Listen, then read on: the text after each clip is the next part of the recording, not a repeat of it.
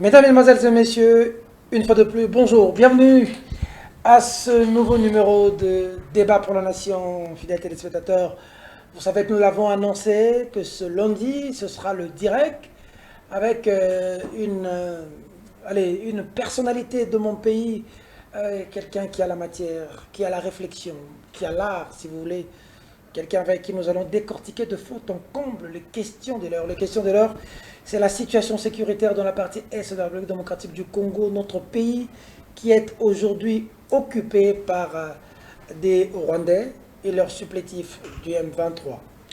La situation, c'est la sortie médiatique de l'ancien président Joseph Kabila qui a dit que les M23 incarnent les aspirations du peuple, qui a dit que la solution ne viendrait pas des troupes étrangères, il faudrait qu'on s'organise entre nous ici, qui a chargé les régimes Tshisekedi d'un régime dictatorial qui n'arrive pas à gérer le pays, qui devrait partir le plus tôt possible. L'actualité, c'est aussi la situation socio-économique de mal en pire aujourd'hui. La situation du Congolais s'empire. Que faire pour sortir de cet état des choses? Des gens qui détournent, mais qui ne remplissent pas des prisons. Que faire aujourd'hui? L'actualité, c'est aussi la sortie médiatique de Bertrand Bissimo qui dit qu'il faudrait une terre pour les Tutsis. Si les Congolais ne veulent pas des Tutsis, eux ne voudront pas des Congolais. Et en plus, le Congo. L'actualité, c'est aussi, entre guillemets, les swahilophones qui seraient, comme l'a dit Bertrand Bissimo et Corneille Nangaa, attaqués. Les swahilophones qui seraient en danger à Kinshasa et ailleurs. Voilà, c'est des choses. L'actualité, c'est aussi la SENCO qui est en train de faire son pacte social. Récemment, c'était Museveni. Pour trouver une issue, il faut une cohésion nationale. Beaucoup d'actualités. L'actualité, c'est aussi l'homme congolais. Qui sommes-nous? D'où venons-nous? Où allons-nous? Quel homme pour le Congo d'aujourd'hui? Quel homme pour le Congo de demain? Quel Congo laisserons-nous à nos enfants? L'émission va être profonde. Elle va être très profonde. Merci à l'équipe technique de Mèche avec nous et merci à vous. Vous nous suivez à Kinshasa, à Brazzaville, de par le monde YouTube, Peter Tiani, RDC.tv. Nous allons parler Congo. Tout le monde a ses préférences, tout le monde a ses tendances. Chacun,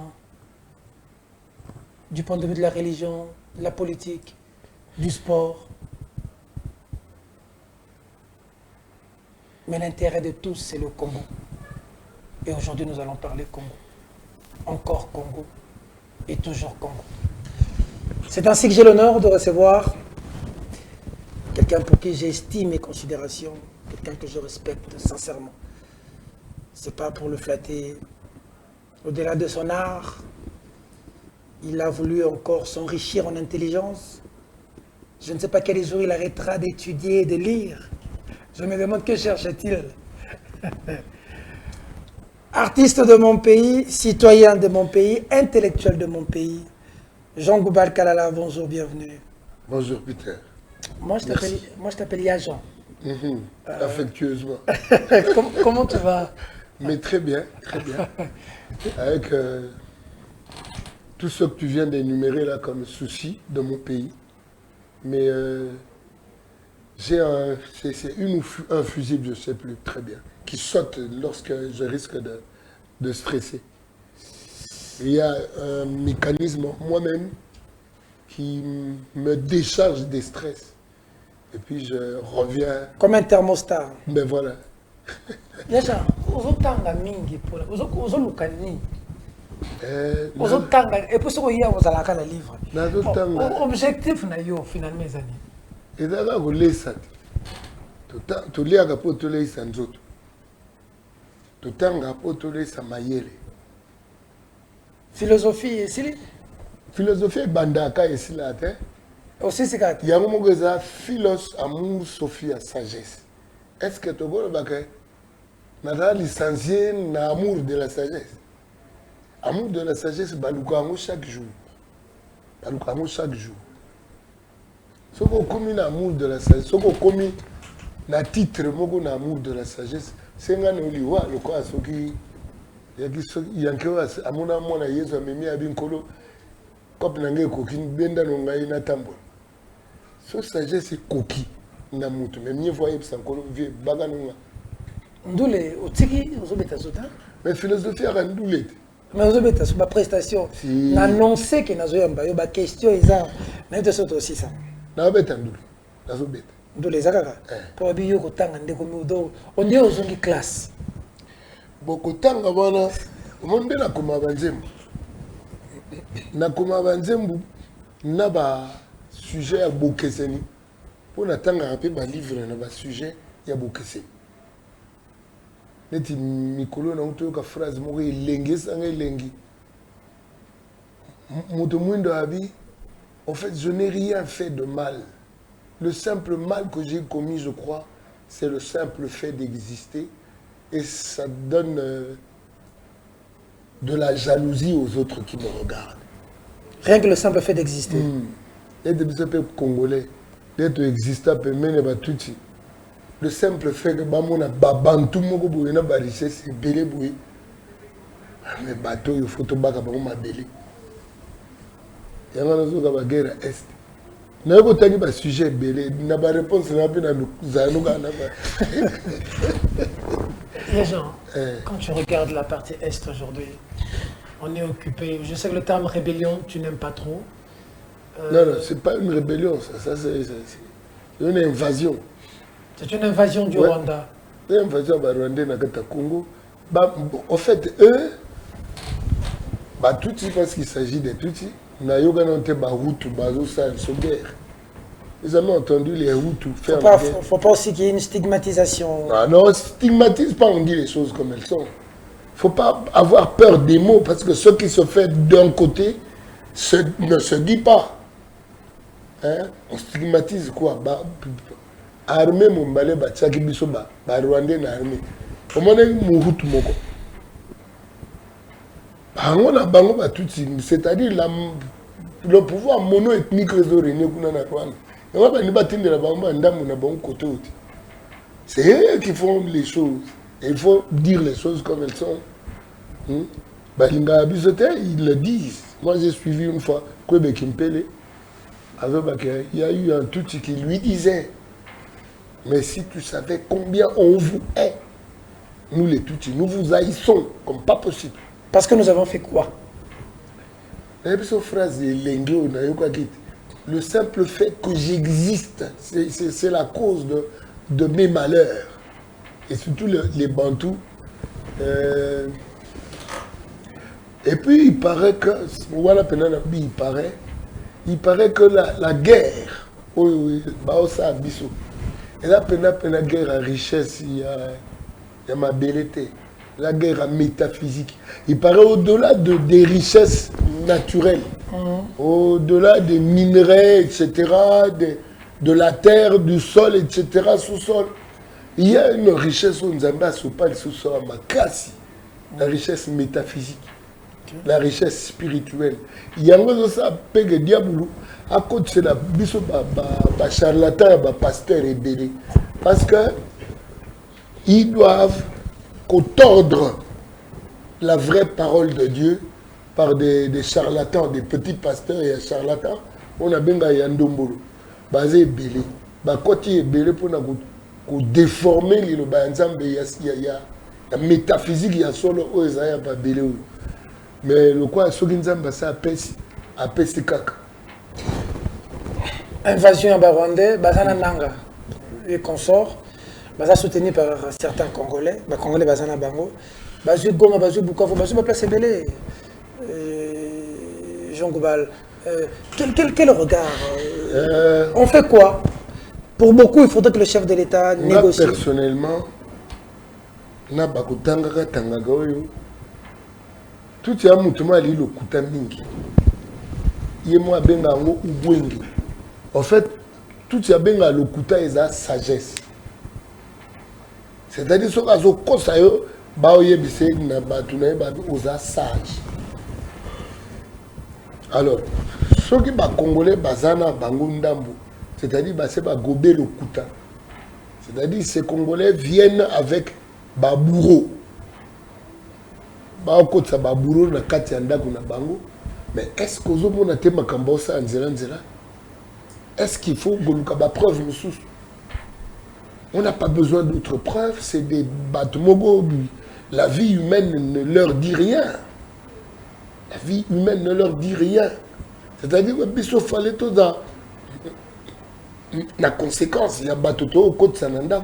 On est en train de faire entrer des loups. Donc, s'il y a des Congolais avec ces gens-là, Bazaba Congolais, Bazaba Kindoki. Comment on soutient? Moto aya au côté Saba, Nguna na Katanda. Bana Kindoki, nanga lobi que dictature eza, changement de constitution, ma beza, yango ba telemi kuna pour balongo la Félix Tshisekedi. Jusque-là, Fachi est tout sauf dictateur. Nga Fachi n'a pas dictateur. Peut-être que nous avons appliqué justice bien, mais dictature. Avec tout ce qui a eu comme arrestation des politiciens de l'opposition. Mais oui, mais Bakangi Bango quand même. Quand même, moi, puis Bakangi, Tata, soupçonné, Yagoïba, quelques jours au Bimi, moi, la sombi Tesla. Est-ce que. Moi, il semblerait, moi, la Bakonga. Et la sombi Tesla. Bongo, yo, Bakangi, yo. Quelques jours, l'équipe, moi, Mouké, Tikababo, Sanamuka, les pétales. C'est ça, on petit peu pour dire, expliquer mon clinique. Faire babouler les hyper et faire des conséquences nango yango. Il faut que tous à Liboke, parce que ces gens-là qui viennent, ils ne nous aiment pas. S'ils ont, bon, en fait, le pouvoir de Kagame, ils ont pouvoir basé sur quoi? Ils ont basé sur une bombe qui baroutou et belé, ça en combo génocide au Tutsi. Bané bakoufa mingi, c'est baroutou. Au Bouenge, ça en combo génocide Tutsi et puis commissaire en fond de commerce. Il a beaucoup menti. Donc la Zagina ba appuyer koto, moi va réverser Zagité. Ah ouais. Kagame avec ses appuis n'a pouvoir autoler. Mais attends. Pouvoir autoler Joseph Kabila. Ils n'ont pas aucune fois que tu as agressé.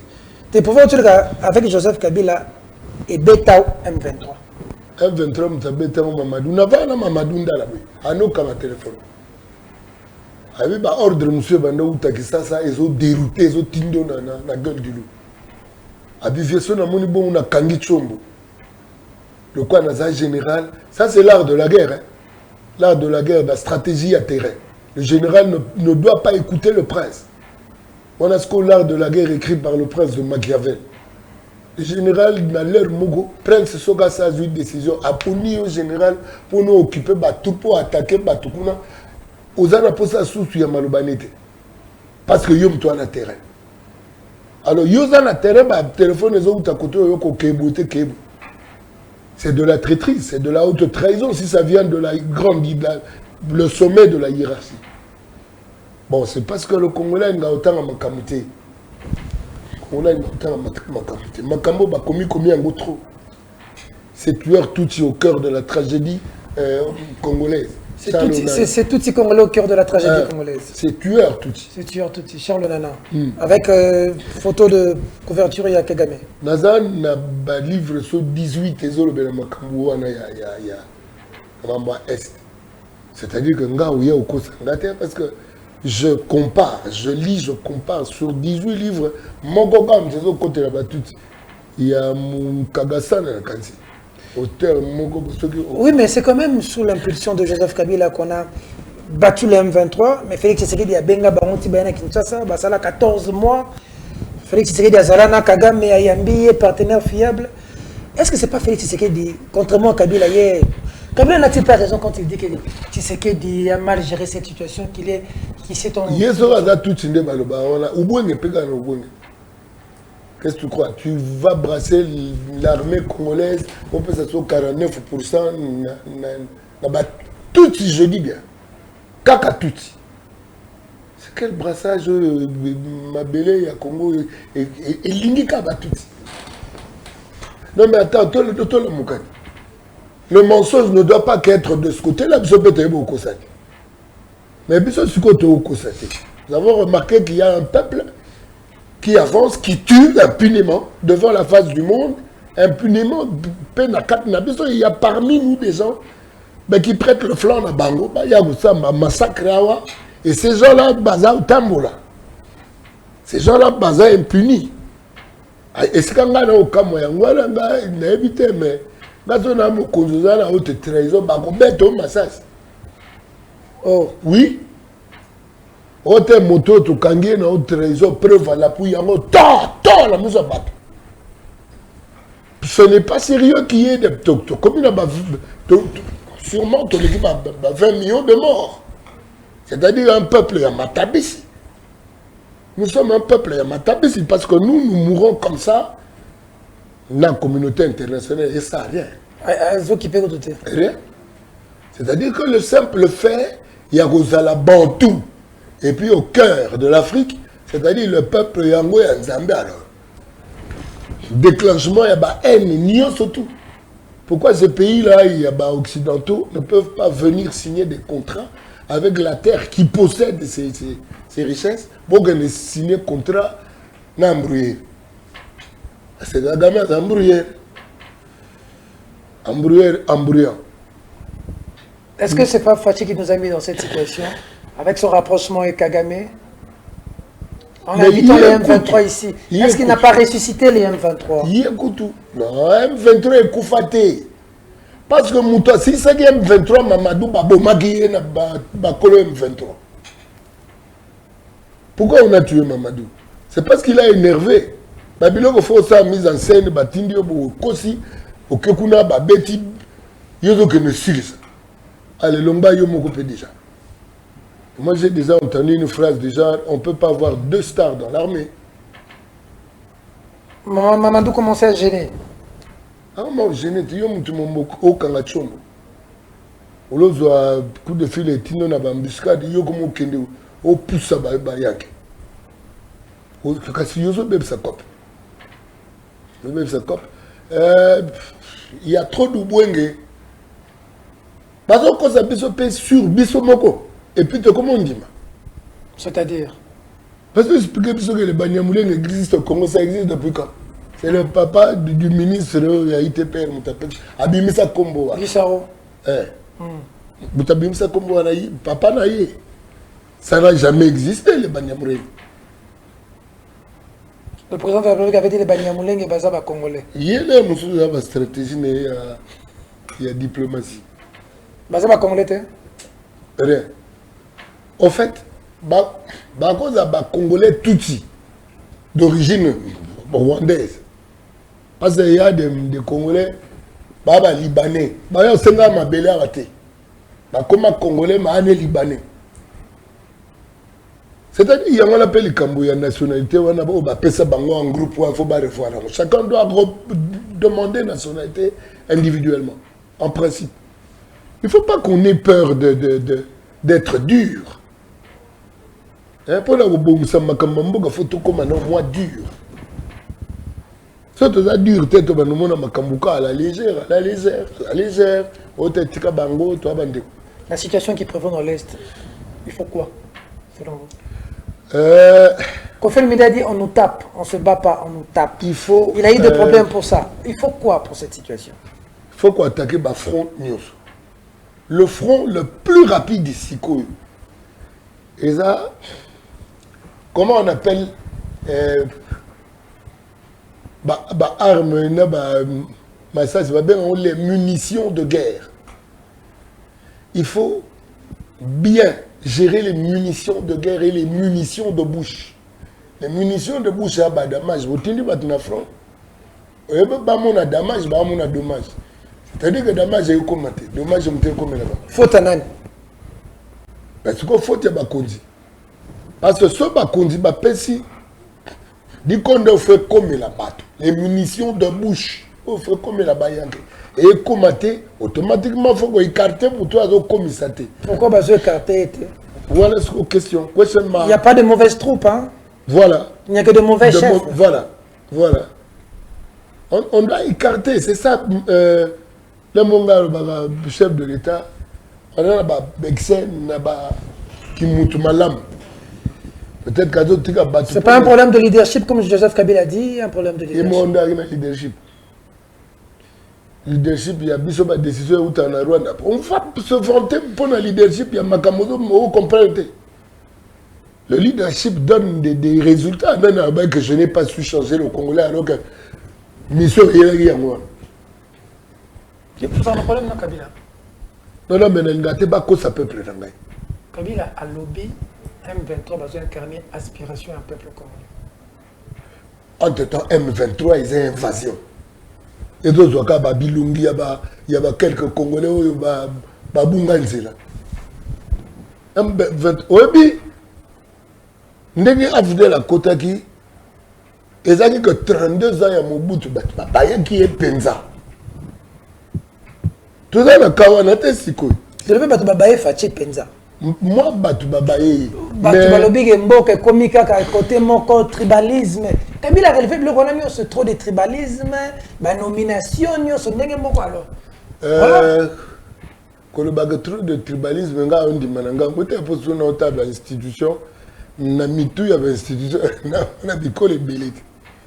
Quand le bague trop de tribalisme, bon, peut-être que ceux qui ont joué Balouba moi mingi, mais mon bout de pas jouer Balouba moi mingi. Pas te voir bien ni. Mais peut-être comment te voir au Pessaro. Après ma livre Natangi, naza d'accord pendant soutenir na ba personnalité mususu ba banda komi dédouaner bango moko. Parce qu'ils nous ont joué ba jeu à mon lili mingi. OK. Attends. Comment on a Congolais ont accepté que tu as battu et belé na ma province mi baloise à Pembeni à Rwanda na bango. C'était un accord, hein, à l'époque on parlait d'un accord. Un accord qui partait de comment? Ça nous a apporté la paix, peut-être. Quelle paix? On n'a pas de conséquence à l'accord Rwanda. Et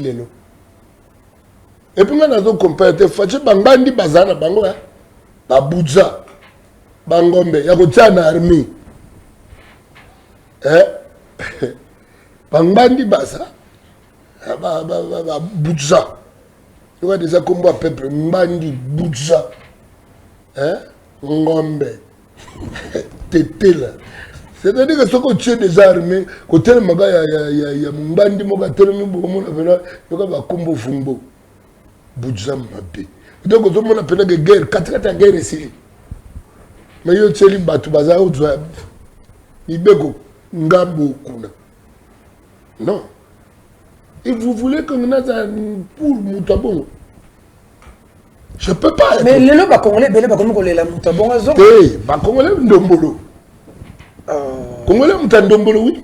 Mais attention, comment la Kabila Zonga, la gestion, tu sais, mieux vaut couteau. Tozonga la Kabila pour les lots. Et Kabila a dit qu'il rentre. Alors, on va déjà aller en OK. Je ne dis pas au revoir. Alors, tu as dit qu'il y a une courbe d'études, il y a 4 minutes, on continue à sauter. Ah non, on sauver Congo. Ah, Congolais Ndombolo. Dis, après ça, ne peut pas chef d'État et chef d'État au Talibangi, tu n'as pas ministre au Talibangi. Quand on combo de soyons sérieux, quoi. On a connu de Liaou Marcel, on a connu des bateaux nan. Prof Nanga Savant, Malou, Thomas Kanza. Thomas Kanza, prof Mbogo Toyebi, Ngoma Ngambu Kukabila Mengumba, Mbogo Toyebi, le quoi, généraux, non. Tout comme le quoi, Congo Mogo et Ndombolo. C'est-à-dire qu'on irait penser à Congo et comment gérer par les musiciens. Oh, nous un musicien, il y a un niveau pensée sous que là. Alors, pensez on est gérer un peuple et que les petits na université. Il faut que nous soyons universitaire, mais il y a solo. Universitaire, il y a un diplôme, on a comme on a un cours. Mais aucun soit un diplôme au docteur.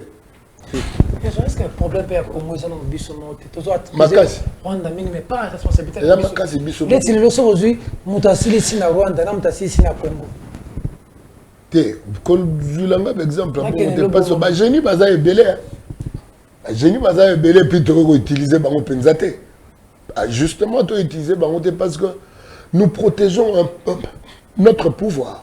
On ne protège pas la nation, on protège un pouvoir. Et depuis quand là? Mkasavu n'a yébité, mais depuis Mobutu protégeait son pouvoir. Les Kabila Bayen qui ont protégé le pouvoir na bango. Si on peut toujours protéger le pouvoir.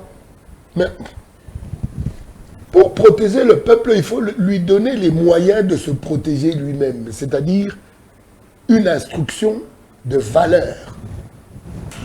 Ce que le peuple a une instruction de valeur, à se protéger.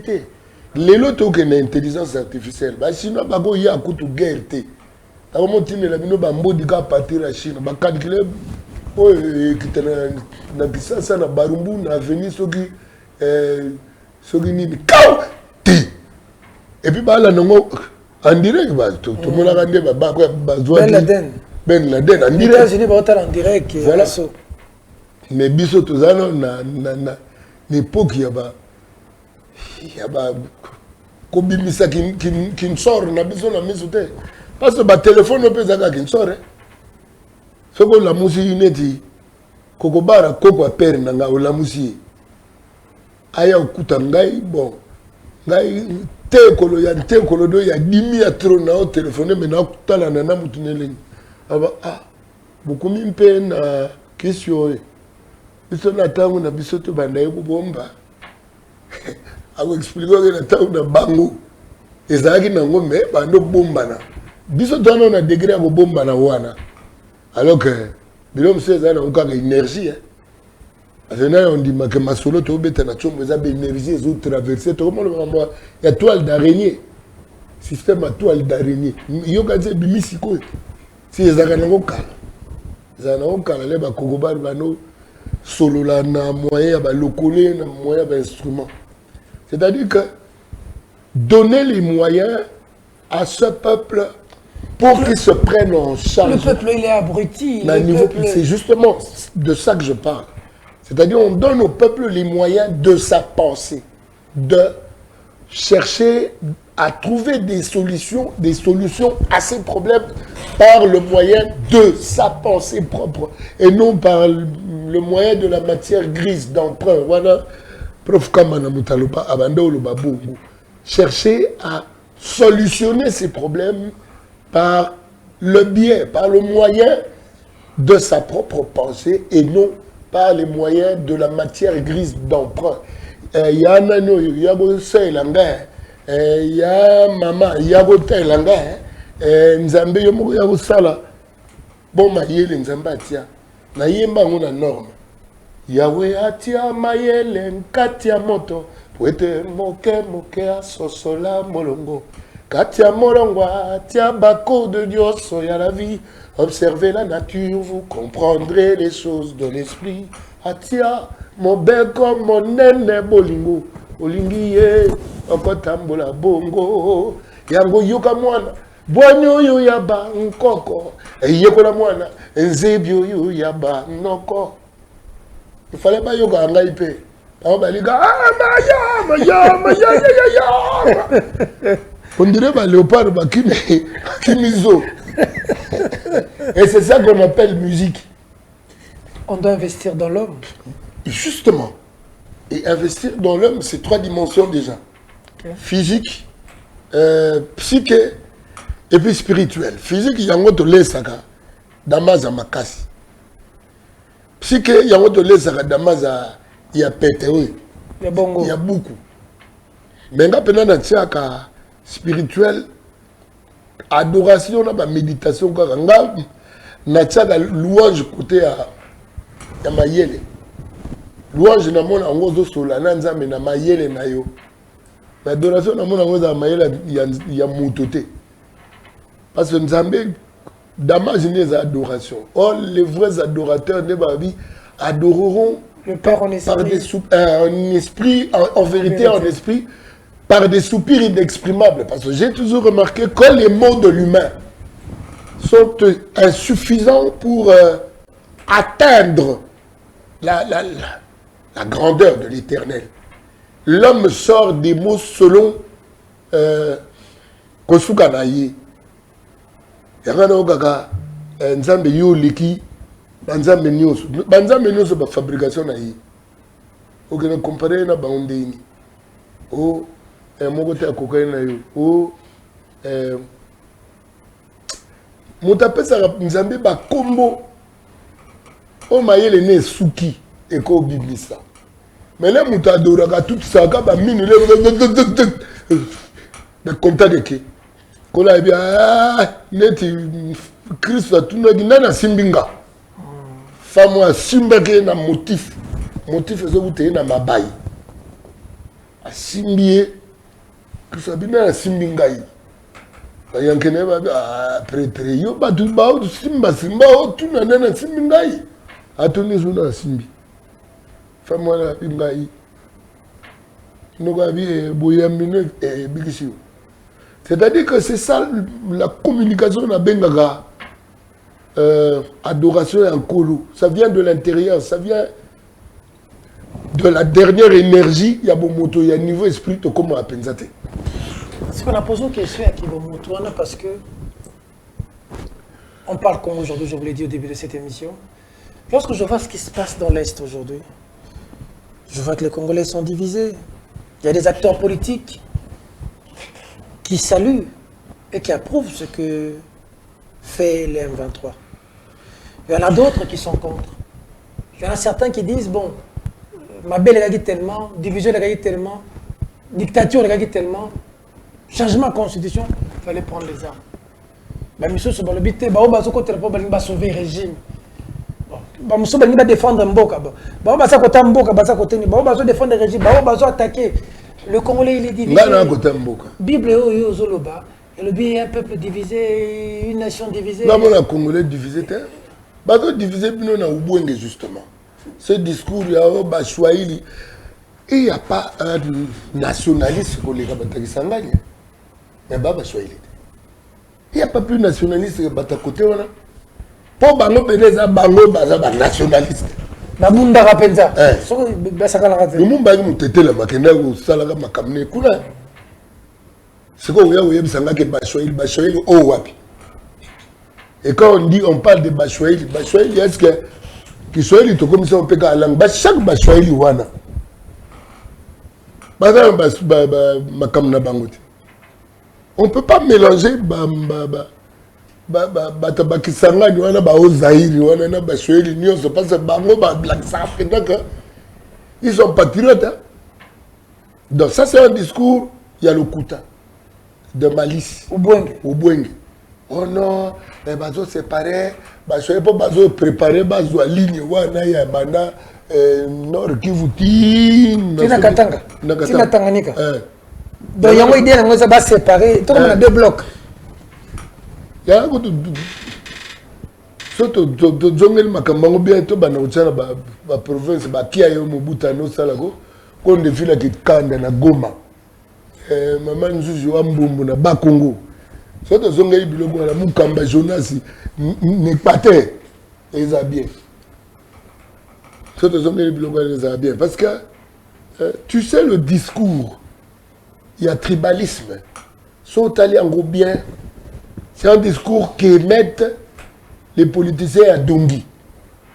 Les politiciens qui n'ont pas de proposition en termes d'idéologie ou de doctrine. Il y a un politicien à Dongi,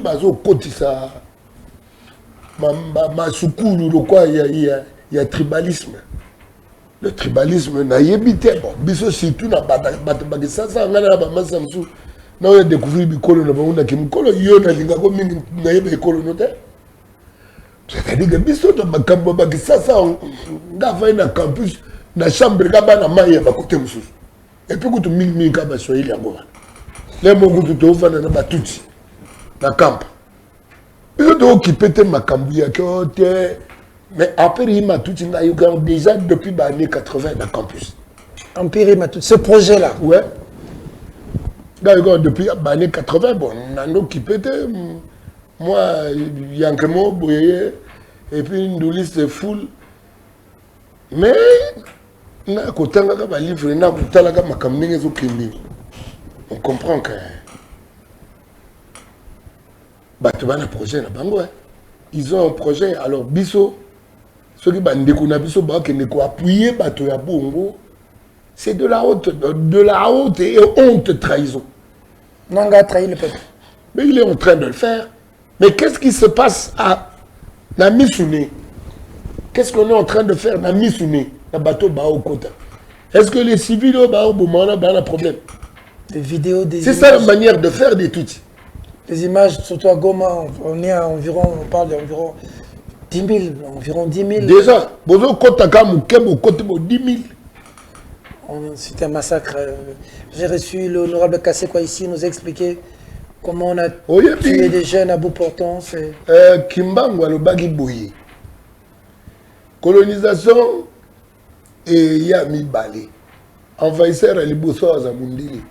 Envahisseur à Motomouino. Au monde de Motomouino, à Kimaki, Nathan Wadipanda Liboso. Moindo wana kokima bon mais pas sur mondela yoga geza muke envahisseur a mis balé oiseau yakaoyo. J'ai comme l'impression que les gens sont endurcis. Ce peuple tout est endurci. On a provoqué Kanda wana oikoya. Au Koboma, plus de 20 millions, il y a peuple moko boité à la kokaka. C'est-à-dire qu'il y a quelque chose et qu'on déclencher. Et ça, ils doivent le savoir. Mais il y a comment ils doivent le savoir. On ne peut pas tuer plus de 20 millions d'un peuple par un autre peuple. Il y a peuple moi pays à Soto Talibia à 10 000. Et puis, faut une c'est parce que il y a quand même des gens qui peuvent avoir du respect pour l'argent de l'État. Comme Isakango à destination. Nous devons arriver à point à fabriquer des armes na biso. Nous devons arriver au point à armer quand il le faut. Mampinga na biso. Et là, que mon solo pas mai na katine toboka. Yo ke na otika mai kuna ni sika à distance. Na nzela mai e swente. Mon solo e swente et comme kuna ba mampinga ba oli a sardine na mai. C'est quand même honteux. Il y a un Takazaka osé là-bas, bien ma excellence honorable moi Moïbi. Oui, ben bon, l'État. C'est déplorable. Les militaires ont couvert en front. À Sangelo Karolien. Alors, d'amete, yona Kazaka na solo malasi. Osé là-bas, bengo excellence, mais yona katino miye biko za Moïbi. C'est quand même, c'est quand même, oui, mais après, la justice, j'ai la limite à celle de Moussala, à traquer, mais ce soir, à tirer la justice, mais justice et blanchir Bango. Ah, justice. Il y a la vie, tous autres traverser Bambo, comme on dirait, dans le chaos et Kotarambo.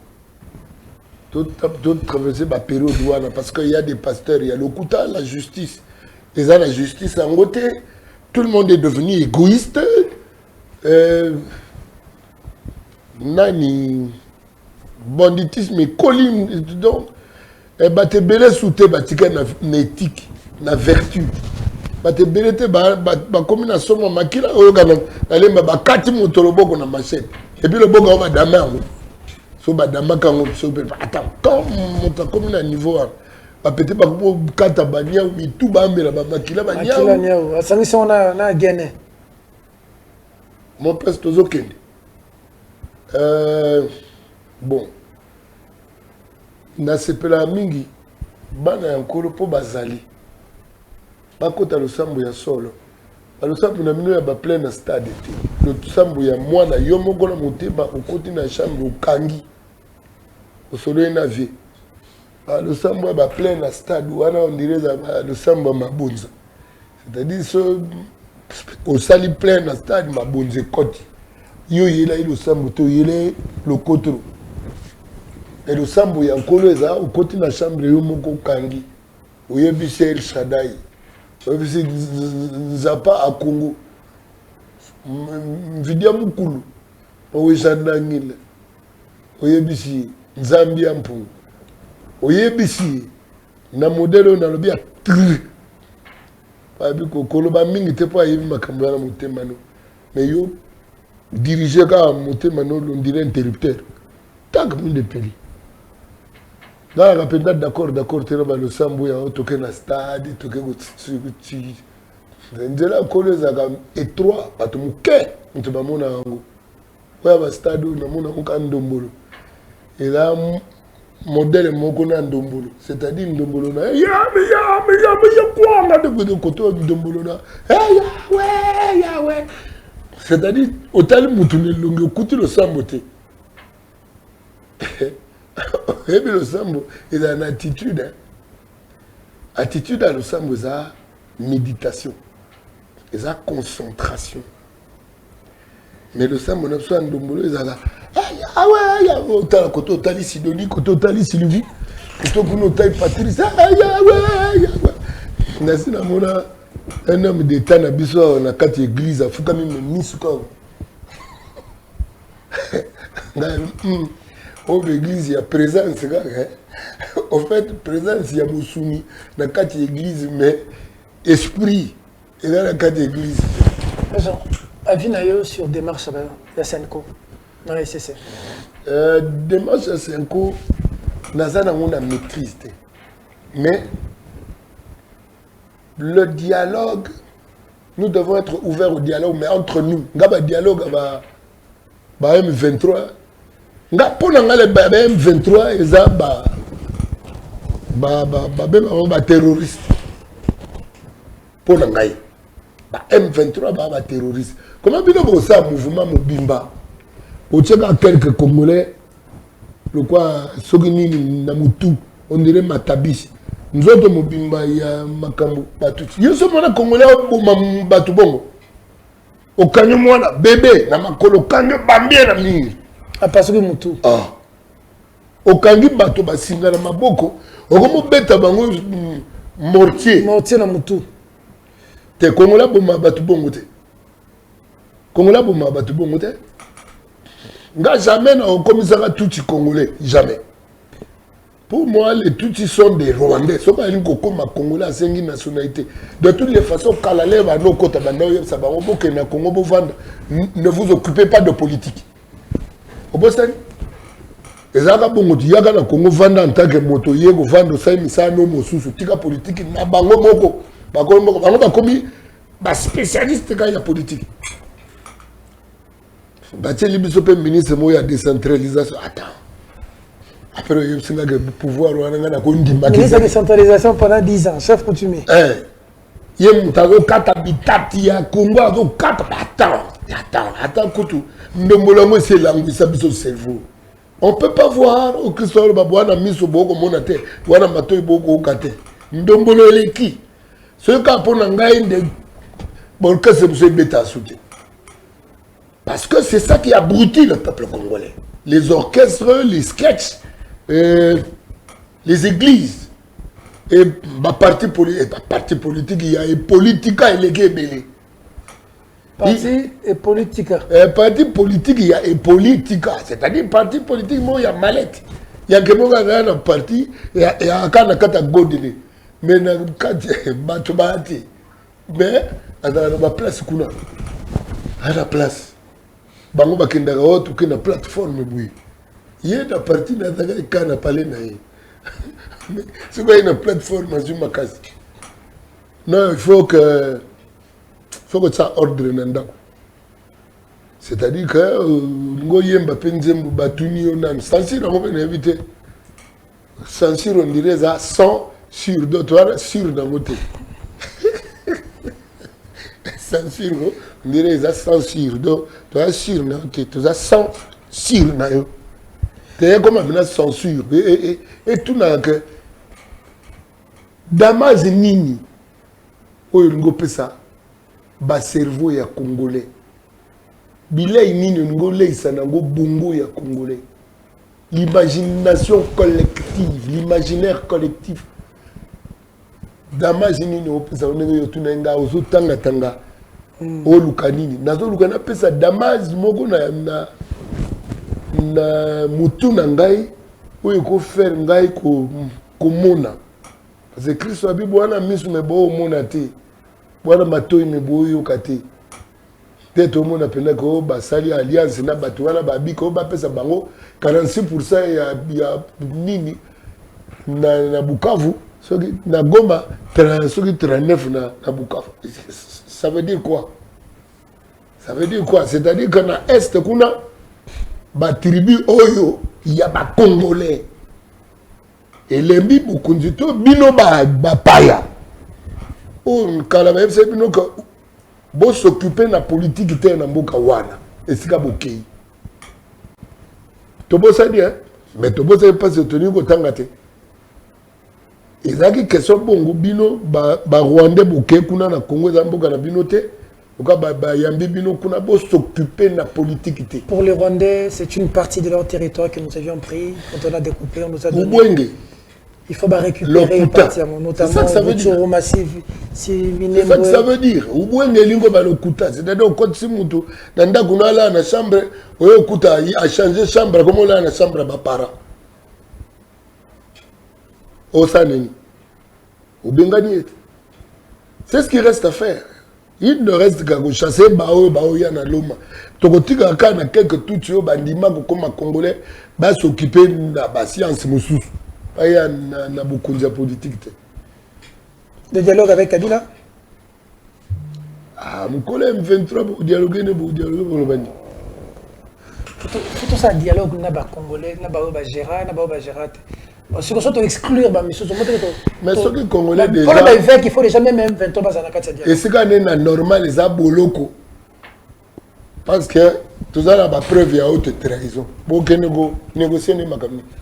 Les bon que négocier ne donc c'est la bino ba accord na salagat. Ya ko zanga ba 46% ba tuti kana 39. Nazo ba to négocier entre ba congolais ya ba congolais otoyebi. Ba congolais ya keba te. C'est une congolais keba.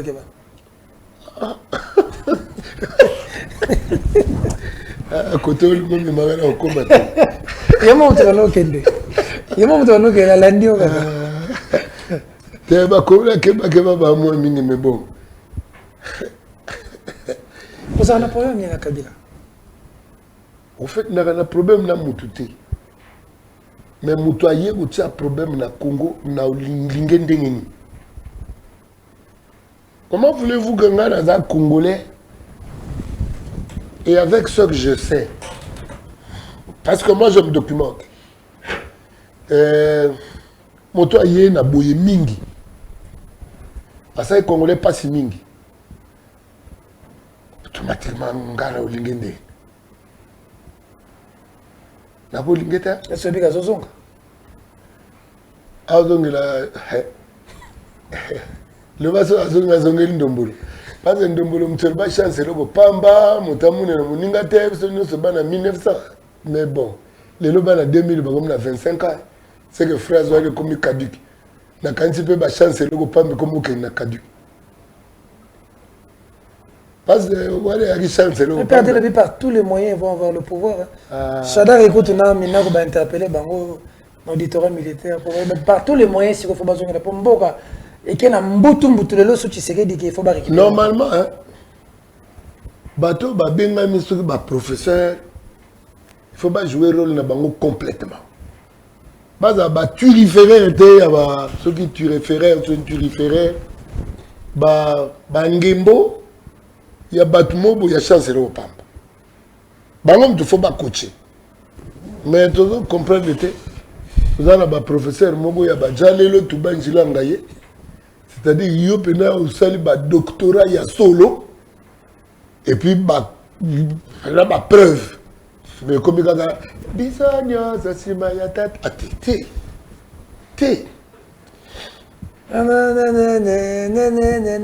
Kabila oh mon prof d'université bon on se va télémer Kabila chance nga pena te po ba sentir que musala au Kabila c'est na Congo et ça là que ba yendela ye on a vu ça aussi avec Mobutu hein Jalilo, c'était avec Mobutu, professeur de Non, l'université. Mobutu, nous allons pour Moussa. Il y a Gotika après moi le déluge. Ce qu'on a dit après le déluge, il a préparé la possibilité, il y a que déluge et atteint. Chine et Lumba au Japon. Et où Meli 1949, on a commencé avec Mao Zedong. Et parce qu'à Kabouli, la frontière. Tout boulonné. Bisous, tout boulonné la banane. Batonios de Ndombolizan. Que pendant l'université, que écoute, un fan club Intel. Et, c'est le campus fan club Intel. Il y a qui oui, tous les fan club, c'est-à-dire en termes de Babo Robso Damaka. Oui, vu que par exemple, les musiciens de Joe Dassin, il y a des profs à l'université. Mais tu vas faire la chose Zato, là, il y a une liste, mais profs, le plan comptable zaïrois.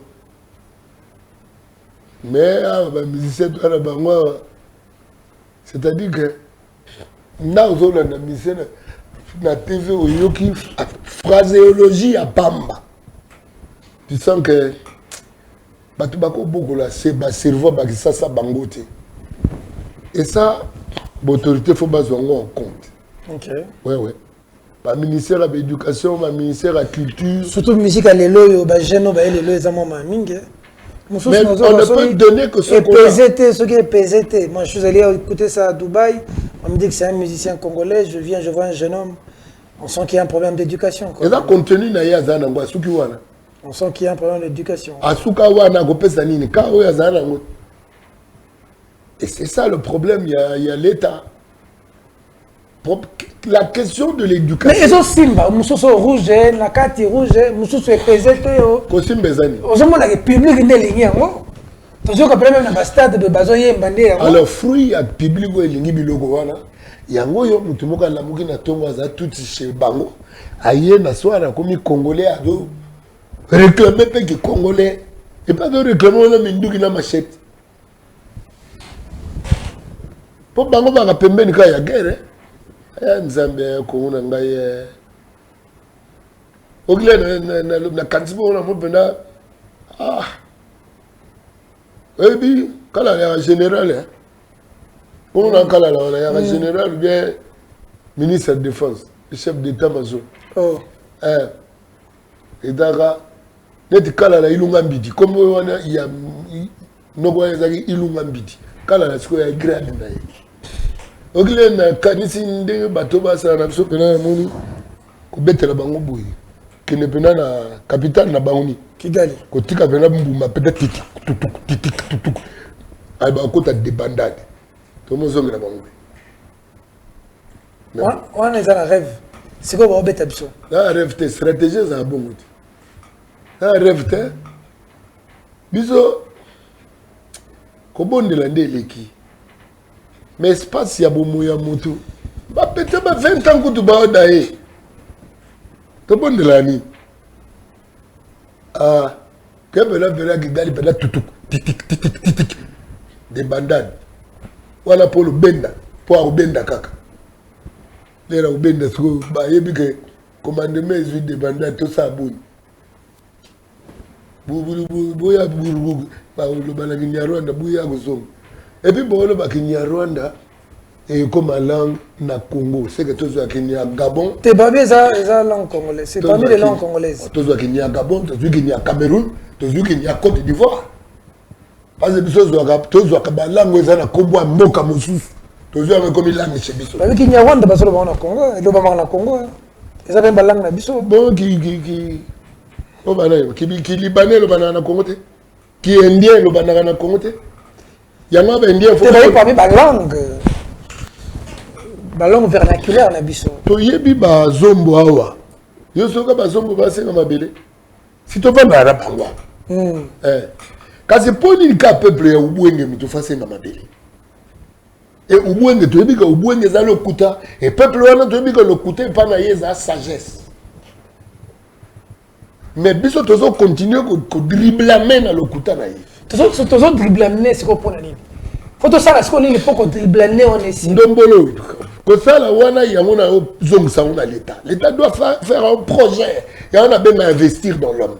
L'État doit faire un projet d'investissement dans l'homme, c'est-à-dire allons à moyen et à court terme.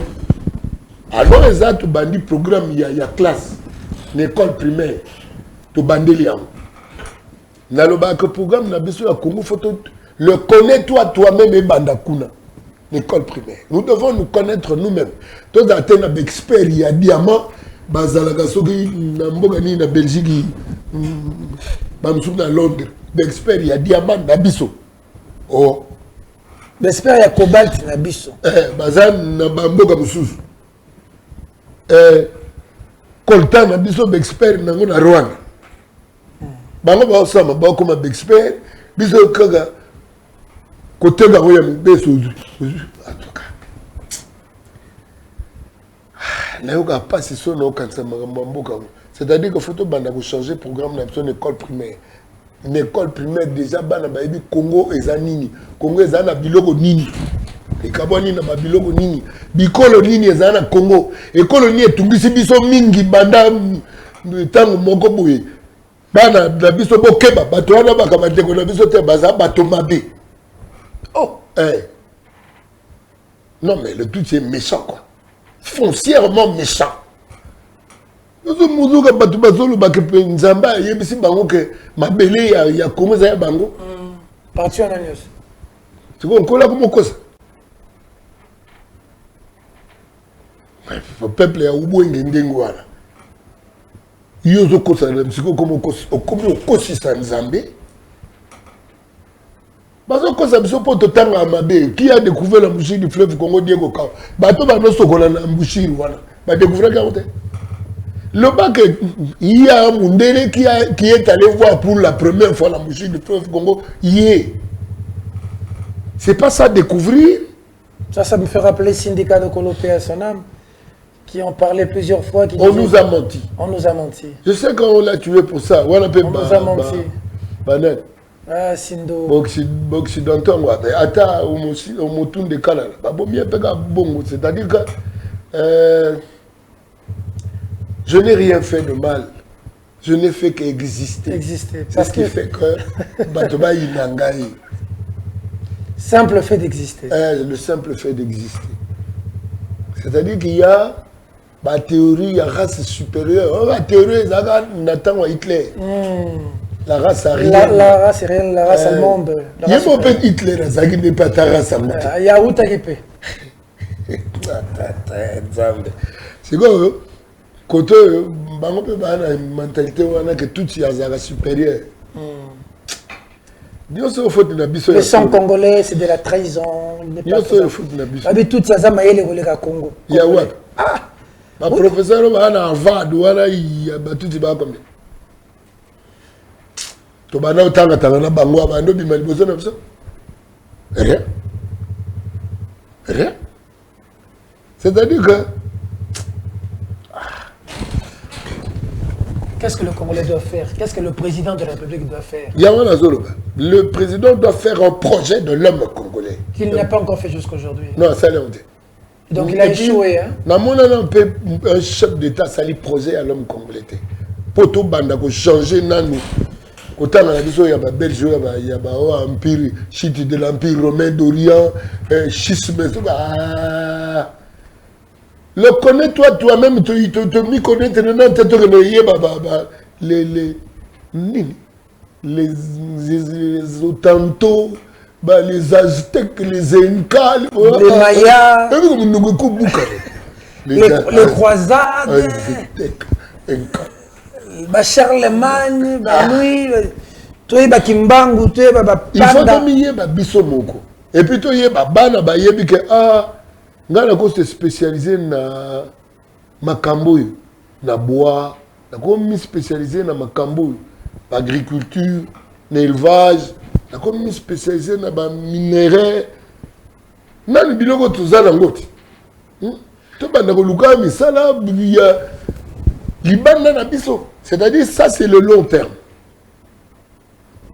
Le moyen terme na kanzi zap na le bango donner la possibilité à la recherche. Parce que tu peux si moyen à recherche. Tu peux liboser un peu de la recherche.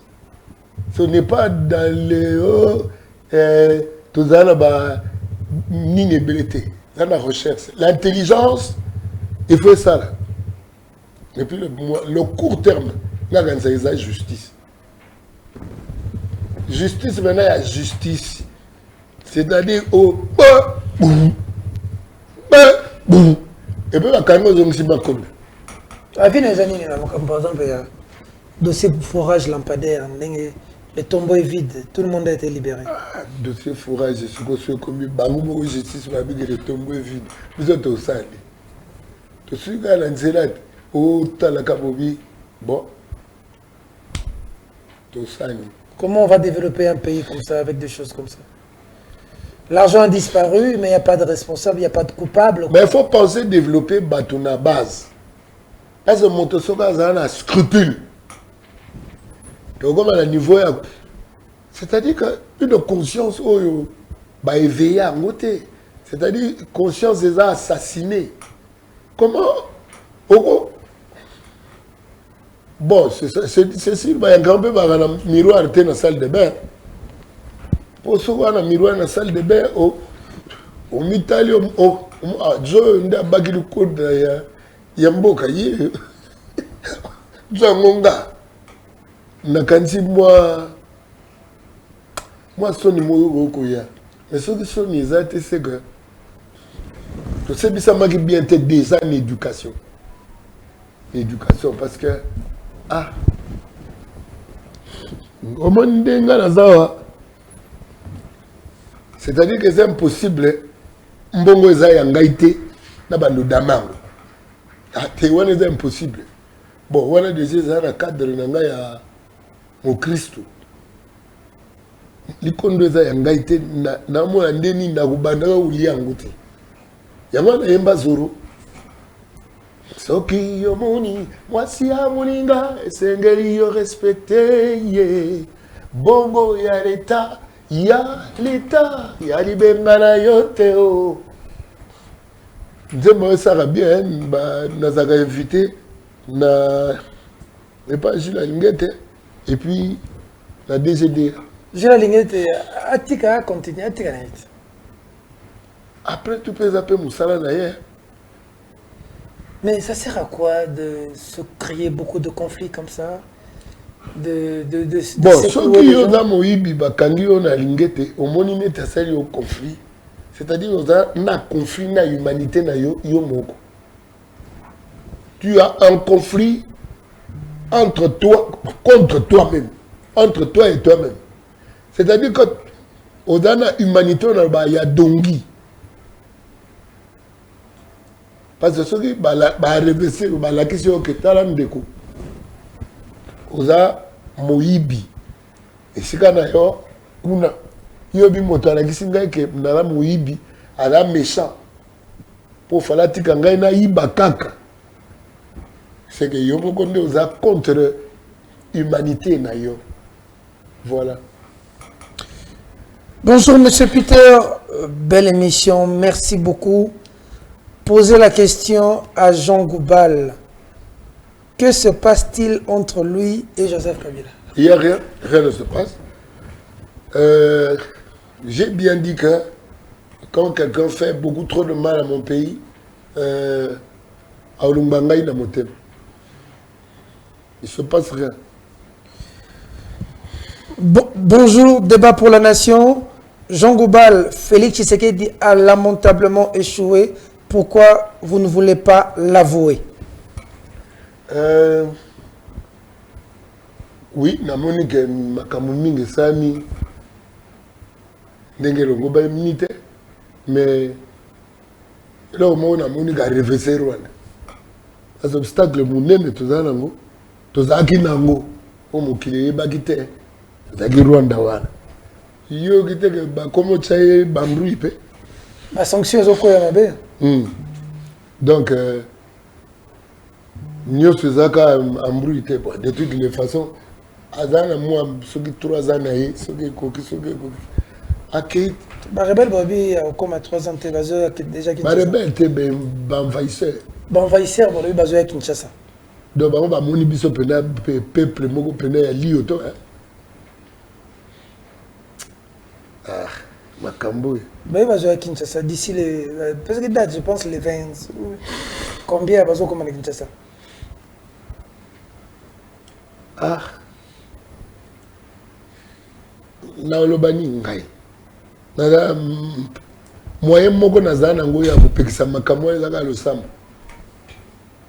Losambo na lobita ya église na bino ya mayoto ya ndombo te. Samba communication ngana tata. Bonjour, Monsieur Goubal. Peux-tu nous expliquer davantage le créateur du PPRD et l'assassin de Musée? Que veux-tu dire?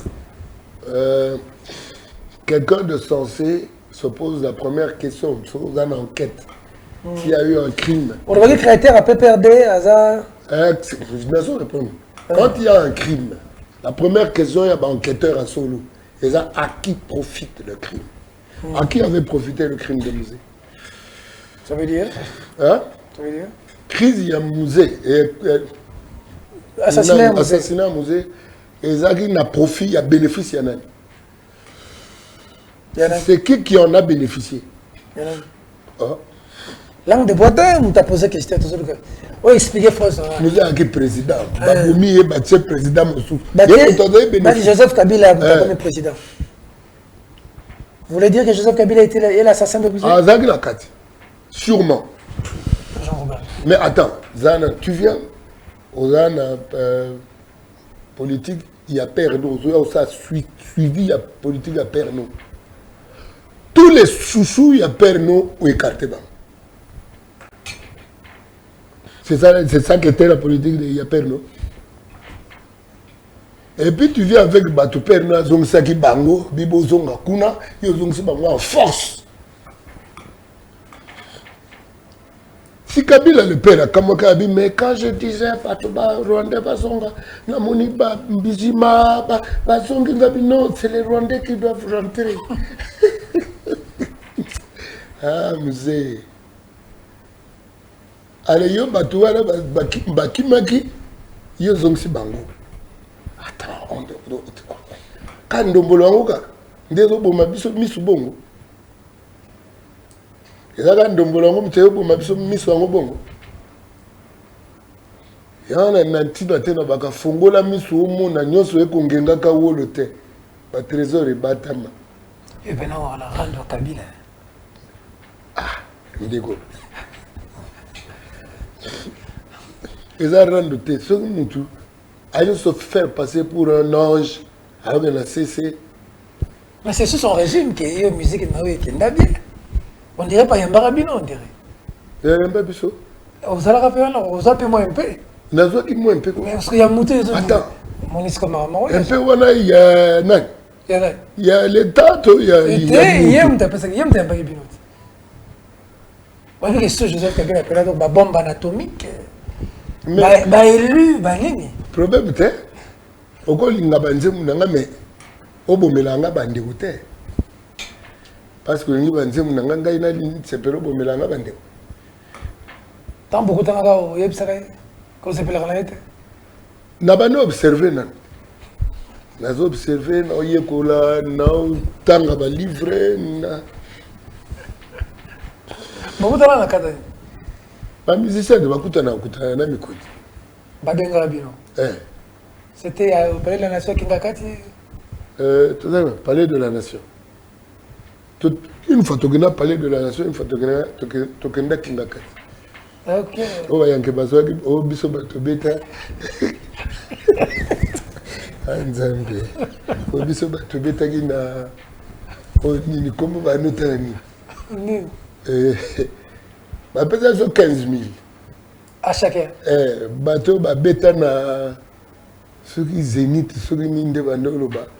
Prêtre. On va mataka. Vas-y, 2000, 2000. Vas-y, 12.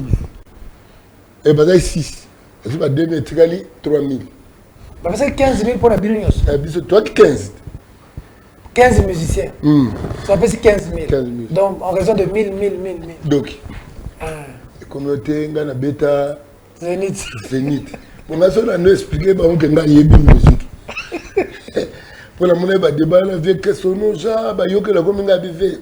Quand ta maman compte dans la côte à thé. Parce que nalinga mutaba ne gomi respecter yemoko.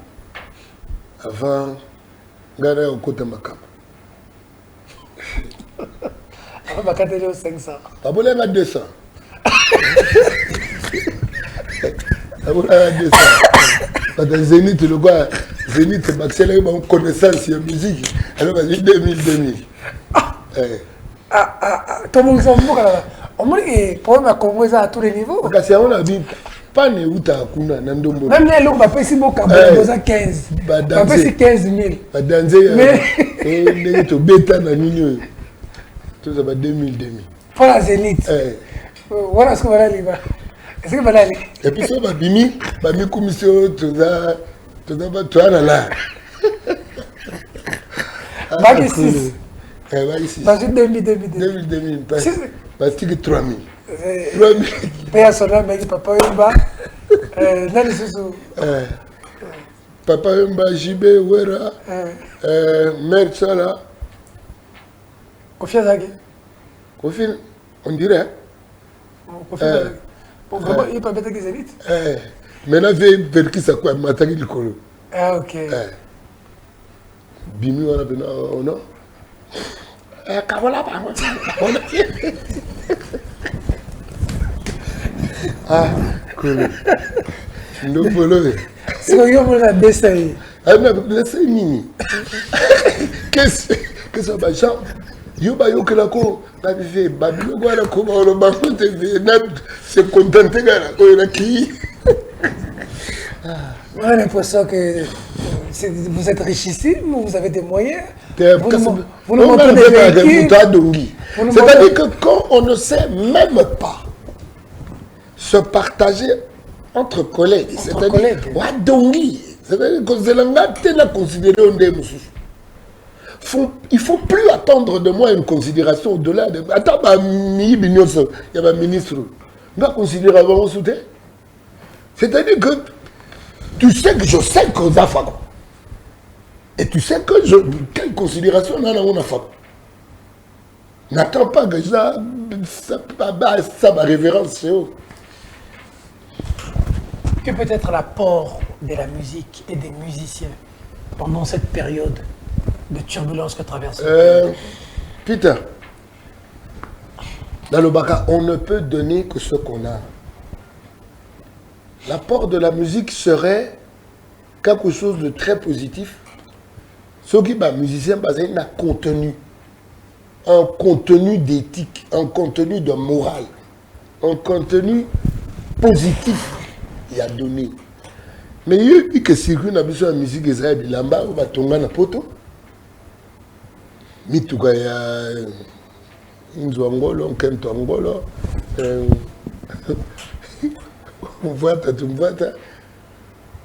c'est ça, mais au fond, c'est quoi ça? Moi, c'est une autre mobile poche. C'est de l'aliénation. La musique est en train d'aliéner les gens. Pour nous, comment Mikilikaka. Mais Mikiliango peut caler Bachekula. Pas de bando yiba. Les vida. Et le second, Mikiloke, Bongo, Ogo Bimankunki, ma bande est somme. Alors que ceux qui te caboli bien, Bongo, qui t'a tous dans Congo, il y a possibilité à offrir même les chômeurs. Ceux qui se comportent, se comportent, ils ont beaucoup de dans mon tournoi, ça fait qu'on s'est retrouvé. Mon lit, mon œil, il y a mon tournoi, il y a un délai. Parce que la richesse en bas, c'est quoi? Biso to kenda ko beta Zénith. Là, on kenda beta Zénith. Bon, il y a une musique dans Zénith. Mais on kenda pesa gandombo. Et c'est ça le problème. Mais comment régenter tout ça? Comment réguler le secteur de la musique dans notre pays? Pas même, que le secteur. Parce que moi, je suis quand même. Moi, je suis. Oui, parce que je suis. Ce n'est pas que les musiciens qui pêchent. Je suis quand même touché quand je vois la musique aujourd'hui. Les jeunes gens que je vois, surtout décalés, on a PZT. Mais on sent que c'est des gens qui n'ont déjà pas d'éducation. Ces jeunes gens sont perdus. Comment un musicien a bêti décalé? N'a comme un ministre a outil cachot, moi on a son Tesla. Et ça va décaler, ça va décaler. Tesla, ils ont décalé, il y a Banco Morebetamay. Oh, peut-être il y a mis décalé, mais on a décalé date, il y a fait ma plan.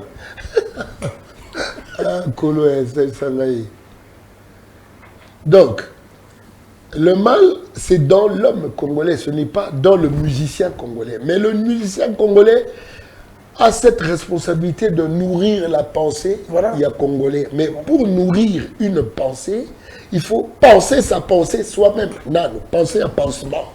Parce que faut tu as pansement à penser autour il y a qui musicien. Obi, quand on a un musicien, un musicien, tu n'as pas de noix. C'est-à-dire que le bassiste n'a pas besoin de à Chayara noir. À ce moment-là, mais maintenant, du mina bête à tout le boy, so boy, so much à bas, ça, la tchéli konda koto. Non, t'es yo. Elle a été une master. Tu vendais ça aussi? Non, t'es que la master. Pour se te répéter chez lui. Ok. Donc, on a une c'est dans salle où il y a sens tout. On a besoin que vienne en Gamoko Pébouaï, n'a pas l'air de mais à nous aller devant père. Bonjour le papa. Jean, il est. Ouais, Jean, venez. Il y a quelqu'un qui vous cherche cela avec du chanvre chez moi, dans ma parcelle. Ouais, viens, Tobima. Jean, il est. Jean, il est. Bonjour le papa. Il y a une histoire. Moussou a yaka venaka bongo te boy bébé monsieur le père abacha français na français. Bonjour le papa ouais ya na noite. Bonjour le papa. Ah bonjour fils. Jean il est Jean ça. Non père, je suis son pire. J'ai venu lui débrouiller. On a eu le cahier. Je suis son pire, j'ai venu lui débrouiller mais Jean il est colo. Ça a tapé encore il m'habille. Maintenant, il me mange les coins. Oh. Mais, papa, montagne ne se rêve jamais. Oh. Même lointain, ils vont se rêver. Oh. Bon, papa, quand il revenait, tribunal que son pire est venu, il débrillait. Papa, moi j'entre. Non, mais fils, tu ne vas pas entrer chez moi comme ça. Ah oui, non, je n'entre pas dans ton palais pour je donne la pessi. La pessi. Accueil. Accueil. Et quand tu écoutes dans moi, ça va. Moi, ça veut dire que père, c'est sûr, à comprendre que ça va bien. Elle est dans le français, c'est quoi, comment on fait un enfin, yo que père mon français le bien tout le titidi ou c'est à la campus de l'ISTA faculté de biologie. Abi père on metaka oui. Abi mais tu vas venir à donner des cours d'histoire à les petites sœurs de ton pote. Hein? Bah oui papa, c'est bon. C'est un bon cop. Tu vas venir donc il y a un gars forme il y a musicien il y a forme tout il y a guitare musique il y a kalinga il y a fugusa il y a mubesu mais il y a une éducation une instruction la joie et puis ça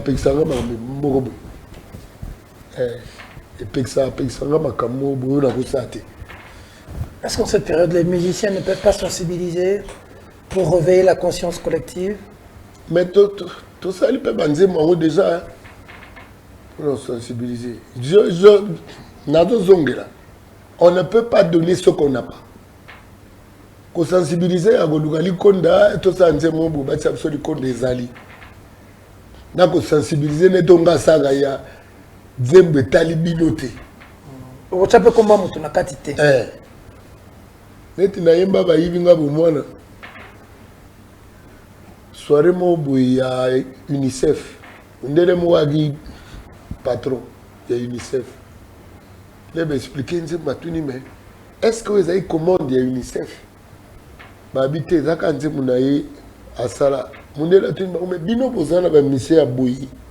Poni bosina contrat na batabouité. Même que Mundela bin na lingi bosa contrat na mutu. Ya Mundela pesi mu Congo. Ba kene na contrat ba pesi batumusu. Oh. Bon, et ça là même pays qui tribalois. OK. Pour qui tribalois mon pays paraît ils ont gagné sensibilité. Et ça va côté belé. Ça va côté belé. En fait, tribalisme est signe à faiblesse. Ils ont la faiblesse. En principe, ceux qui recrutement et bandago salama en fonction il y a ba valeur il y a bateau. Ndi makambo ya chance le opambezate. Méritocratie. Ndi Congo ya makasi. Mais le quoi clientélisme ezalaka moyen tout ça makambo eza makasi ate. Il y a le clientélisme. On est en train de chuter parce que moi je voulais vraiment au cours de cette émission aussi essayer de voir que peut-être l'apport des musiciens. On a des légendes dans notre pays, non? Vous pensez? Dans la voix porte, non? Non, oui. Vous pensez que... On n'a pas de légende, vous? Aujourd'hui, dans la voix peut porter, par rapport à cette guerre, ça peut faire quelque chose? Oui, hein. Voilà, quand il veut dire des choses, il dit des choses et ça marque. Mais bon, il faut vivre. Moi, force, ma condamne à Bangouti. Mais, na koka Olanda Banzila, Moussous Wanate Yaba. Ma banga pour vivre. C'est qu'on vit en net. Tu vis pas de ton art, en fait. Si. Ah. La dernière fois que tu as sorti un album, ça date quand même, non? 10 ans. Tu fais comment? Mais l'album, celui au sortir l'album, Badoubalingue au Sombagango. Pas Sombagango. 10 ans sans album, tu fais comment? Non, on a ma prestation. Et puis, Mimi les a privés. Non, mais genre, tu viens animer ma camunanga. Et équilibré au pays. On dit, maman, musique, on a l'impression que tu es tombé comme cheveux dans la soupe. On dirait que tu es dans un monde où. Allez. C'est comme si tu te retrouves dans un monde. Non, non, en fait, le monde. Je ne sais pas si tu comprends ce que je dis. C'est notre monde musical, et on se retrouve dans la COP, dans la musique. Okay. En fait, oui, mais musique, c'est le quoi, postulat. Musique, c'est ça. Et c'est le mot où ça, passionné. Et quand on est passionné, un artiste, parfois, il est distrait. Un artiste, parfois, il est distrait. C'est-à-dire que entourage, il y a musicien et qu'on booster ma camonaï. Bon, bisopé entourage, bah pro, il y a des pro dans ma combo Italie, il y a musique. On a des cofis, non? Non, je parle de l'entourage. Ah, ok, des gens qui ont. L'entourage de l'artiste. Bah, propre, n'a pas ébélité. Mais bon, le quoi, qu'on a permettre de paiement, n'a damé, n'a mis la maille, n'a mis la boucle. Gars, coquille. On va terminer sur une note positive. Quand tu vois le Congo, si tu veux nous projeter dans l'avenir, qu'est-ce que tu vois? Mais c'est une puissance dans l'avenir. On regarde ce que le Congo l'éléphant est à terre aujourd'hui. Et la puissance dans l'avenir. Parce que Nagozong Souka na prophétie à Kimbang. Kimbang a le Motomoga a changer Congo. À Otombolango. Ce chef-là aura le pouvoir spirituel, le pouvoir scientifique et le pouvoir politique. Maintenant, nous avons mis compte pas cinq signaux sur trois thèmes. Nous avons le pouvoir politique. Mais les amis, bon. Scientifique, spirituel. Parce que le pouvoir scientifique va donner sa place à la recherche scientifique à Natchik. Parce que Toko rêvé, c'est la recherche scientifique qui élève Bambuka. Et le pouvoir spirituel, c'est-à-dire que le pouvoir spirituel, peut-être Bruce Wana, Moïse Bano, Kabola Maï. Mais Wana guerre ici, Naumba Mourou. C'est Fayaga, Kem, Yemura, Kem, Est, on a Epsika, Mama, Basona Bolong, Mama Bozobaki Kalum. Kiangaraku, Wana Batuchi, Wana Bango, Bango, comme Toto, Baboban. Ba vidé. Pas biloko ma beleza là. Il a biloko ya likolo. Pas ma belé, et dans la carte il y a likolo. Quand on parle d'un Dieu immanent, Dieu immanent donc dans la carte il y a tout. Bon, parce que le Dieu transcendant dans likolo il y a tout. Immanent c'est la transcendance de Dieu. C'est quoi et au côté dans autres.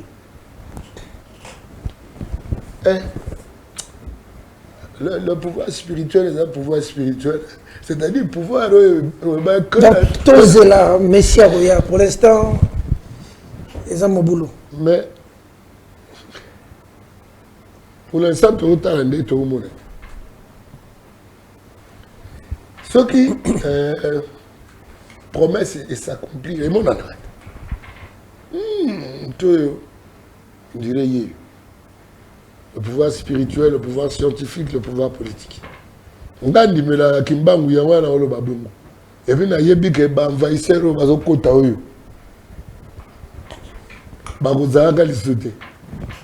Et on a un problème ya mututé, ba projet likolo. Kabunda Zoya candidat président en 2028 hein. Le gars a payé. T'as payé dans le Sénat ça. C'est un candidat président en 2028. Moïse Katumbi passe quelque part. Non, comptez Gangaï. C'est un candidat. Oh. Risque. Yachon, vous avez vu venir la chanson, pour moi, elle est ontologique. Hein? Balibinga Bomona, cette chanson, avec ce qui se passe aujourd'hui dans l'Est, on continue à rouiller Babomona Yabat. Bazo yiba bomwana ya bato bazo yiba basi yanga na bomwasi bako yiba batata bana butata bani butata bana do ba yibi o butata bana tata bani. Mais sous la bénédiction il y a un ndeko na biso mosusu habito za patriote muza bana oya to beta maboko ya là, nous avons eu un peu de beaucoup. Mais oui, ma beaucoup de temps. Tout le monde est là, Goma, là, beaucoup vous plaît. Un plein à plaindre parce qu'il paraît ça Goma. Si je te demandais d'adresser un message à Corneille, tu lui dirais quoi? Ah, moi, la maille. On salit bongo vraiment. Ndeko, au sali pena bongo. Pesi biso mo Congo. Au pesi Congo mo Congo. Kegolia na mo nguna. Kolata akamba kamdo yemoko. Yokutu na okako zaki so diacre, so pasteur. Na yona encore. Akansi bo sola bien. Un message à Kabila. Ça, ça a 18 ans, il y a akanisa te akozonga akanisa kutu te kakozonga me akanisa kozonga te mpo abosanaki nini eloni yango atikaki ifo ya obongisi ya te un message à Kagame. Kagame kola salisa yo zonga no epa na ye obomi mingi ya soki mpo okende epa na ye yo nayebi te surtout yo me kola salisa olongba na mokili oyo ya biso oyo kola kamata yo. Un message au président de la République. Fadji. Monsieur le Président, kanga miyibi kanga bango tia bango na makala bazongisi mpata. C'est la justice qui élève une nation. Ce que les agos télégana bien. Voilà. Enfin, un message aux artistes, musiciens, en cette période. Bon, bandeko na ngai ba langa nzembo lokwa ngai ba musicien bosa l'effort ya ko lesaka pe bongo atama moke moke po boza na makambo ya koloba ya koyebisa bato parce que ça peut responsabilité na biso oyo ko abrutir peuple na biso parce que balingi misala to ko sala mais contenu à misala les abrutissant les a peu responsabilité. Voilà. Merci beaucoup les gens, merci pour votre temps. Merci Peter. Merci d'être passé. Votre temps est assez souvent compliqué, mais ça nous fait plaisir quand vous venez. Non, il y a ça bien. Non, vraiment mission mingi. Au moins il y a ça sous mission mingi la semaine. Les rappels sont dans ça l'émission boye. Dans ça la personne qui est dans mon cocoli penato kayo et ça dit bien. Merci. Otoyo kiawa. De temps en temps, il y aura au Bana congolais. La seule chose inefficace au triomphe du mal, c'est l'inaction de gens du bien. Ça dit que tellement que bandombolisé même médias, bandombolo bazo le kamo mingi, bazo kanza ke baya Jean Bazate. Ah. Et on faut ce que baya Jean Bazon moi est belé. Quelqu'un me disait, c'était samedi, le débat que je fais souvent vendredi ici, il me dit, mais est-ce que tu ne peux pas faire cette émission de débat là chaque jour? Parce que vous laissez un peu les émissions de débat où n'importe qui reçoit n'importe qui et on assiste à des spectacles ndomboliques. Mais pour Bayaja Baye Belé, na zongi si biso l'école. N'aboka papier dans zélate pour nini.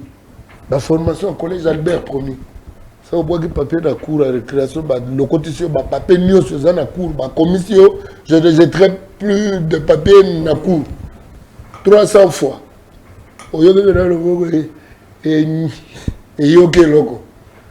C'est-à-dire, naboga sous papier, enfin, naboga papier dans la tête depuis bon mois là. Neti ba milangi ya mayo ya plastique. Nabomba on a poche, na fini on a kangi, na bombe na poche na keboka chenga. Mais eza résultat, il y a éducation na palais, instruction d'école. C'est-à-dire que ce que nous avons bâtiment na pensée moko za ya ko fongwa maman moké. Ah, il faut veiller à ce que l'école na biso. Il faut veiller pour la famille, famille a la possibilité. Il a une famille les qui pauvres a la possibilité au na ba na classe, possibilité au lait sabango. Déjà qui ça c'est bien. Qui ça qui ça télé là. Qui ça qui ça télé là. Hein? Mais bateau torobeli mais sous ndambo bana qui ça ndambo. Torobeli ata mikolo roya qui ça. Même tout le monde qui ça nini salubrité banzela gestion ya gouverneur na biso. Au monde onde. Thème tisi ko na moni effet positif té. Non, jusque la flou là. Merci beaucoup pour son édifice. Le Congo a besoin de la participation de nous tous, fidèles téléspectateurs, Banaya Mboka. On s'est dit tweet, on a annoncé une émission, on a mis une réaction, une question, on a tangia.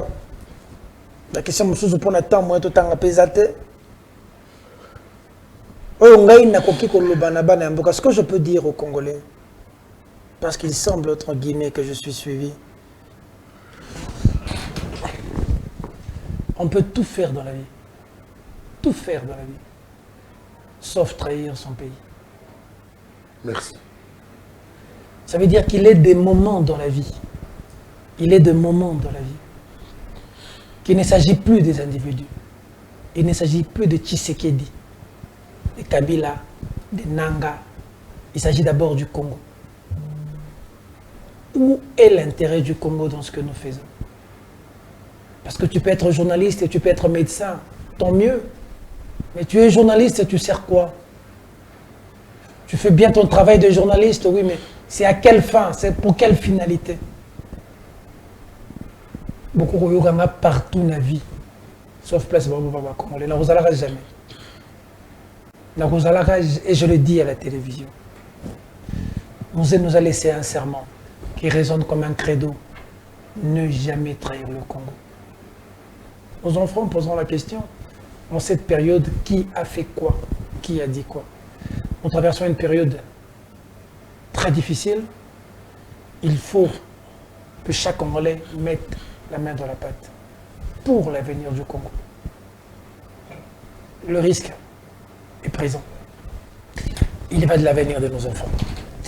Mesdames, Mesdemoiselles et Messieurs, cette émission est terminée. Au revoir.